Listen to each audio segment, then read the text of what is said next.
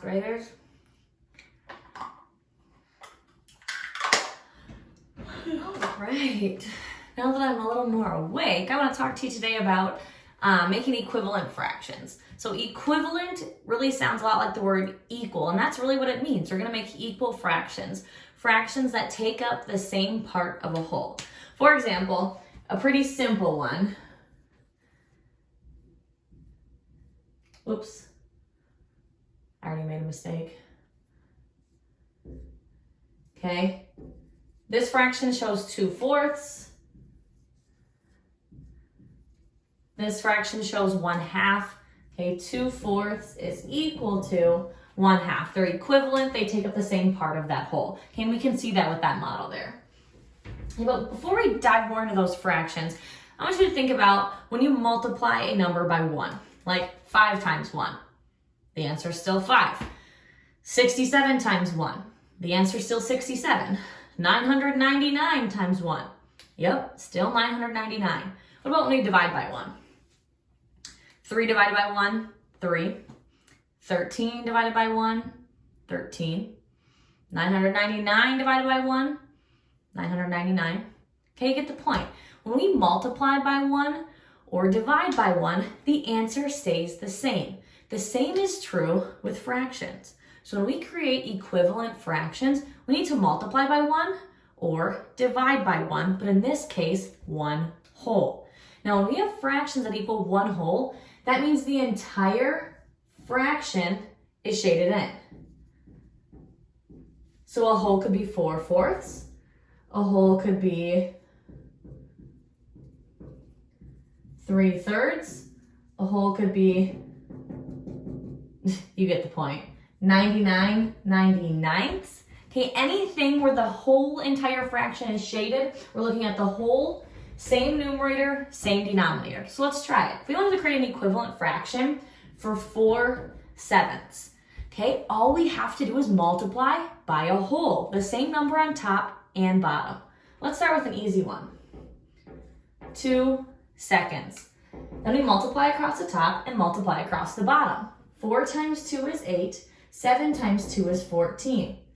4/7 is equal to 8/14. Let's do one more for practice. Let's say 6/11. Again, we can multiply by any whole. The only whole I don't want to use is 1/1, okay, because then the answer will stay, or the fraction will stay exactly the same. So let's do, this time we'll try 4/4. 6 times 4 is 24. 11 times 4 is 44. 6/11 is equal to 24/44. Okay, they take up the same part of a whole. Now, like I said before, you can also divide by a whole to make an equivalent fraction. So if we had, let's see, we'll do 16/24. So we want to find an equivalent fraction, but we're dividing, so we're going to end up with some smaller numbers. So the trick when you're dividing though is you can divide by any whole again, but it has to go into the two numbers you've got. Okay, and I've got 16 and 24. I know that I could divide by 2 halves because they're both even numbers. If they're both even numbers, you can always divide by 2. Okay, but there's another number we could divide by. Any ideas what it is? Yeah, 4 is a factor of both numbers, so we could divide by 4/4. 16 divided by 4 is 4. 24 divided by 4 is 6. Sorry, I almost forgot for a second.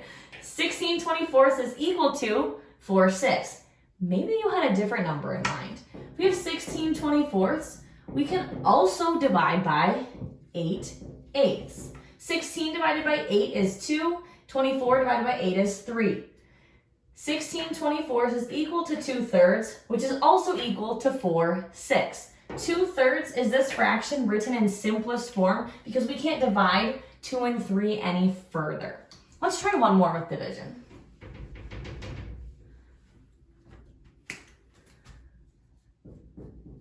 9/12. Okay, this time our numbers aren't both even. 9 is an odd number, so we can't divide by 2. But what could we divide by?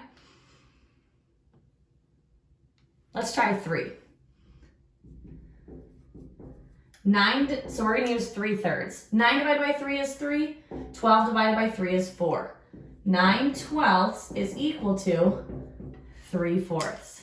Easy as pie. Just remember to multiply by one whole, same numerator, same denominator, or divide by one whole, same numerator, same denominator. See you next time.